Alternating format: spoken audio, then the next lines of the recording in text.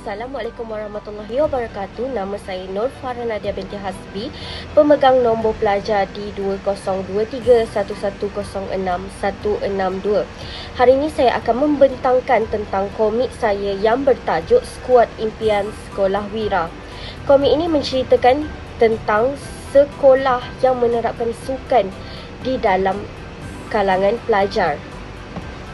Komik ini juga membicarakan tentang pelajar yang menghadapi cabaran untuk memenangi pertandingan bola sepak, tetapi telah banyak ujian menimpa mereka. Walaupun begitu, mereka terus gigih dan bersemangat hingga ke hari perlawanan dan dapat merangkul pingat emas. Aplikasi yang saya gunakan untuk penghasilan komik ini ialah saya menggunakan aplikasi ChatGPT untuk menghasilkan gambar dan watak serta aplikasi Canva untuk menggabungkan semua elemen menjadi satu komik yang kompleks. Terdapat beberapa aspek tata bahasa yang digunakan oleh saya dalam komik ini. Aspek tata bahasa yang saya gunakan dan selitkan dalam komik ini ialah kata nama, kata tugas, kata adjektif dan kata kerja. Saya menggunakan aspek ini untuk mencantikkan lagi bahasa dalam komik ini supaya para pelajar lebih memahami komik ini dengan lebih mendalam. Ada beberapa kelebihan komik saya ini, iaitu yang pertama sekali, penggunaan warna dan efek visual yang lebih menarik.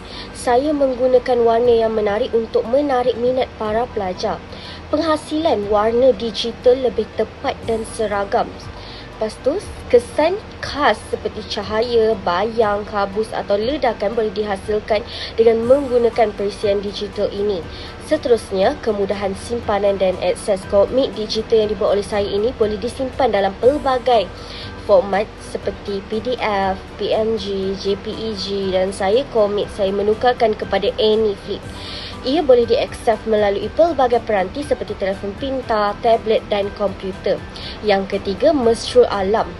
Mengurangkan penggunaan kertas dan bahan cetak sekaligus menyumbang kepada usaha pemeliharaan alam sekitar. Komik ini dapat membantu pemeliharaan alam sekitar.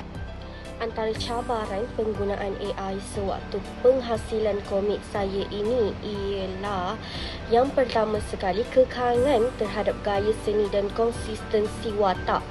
AI kadang-kadang menghasilkan watak yang tidak konsisten dari satu panel ke panel yang lain. Seperti contoh, warna rambut berubah, bentuk muka tidak sama seperti yang saya inginkan. Yang kedua, keterbatasan kawalan ke atas kandungan visual.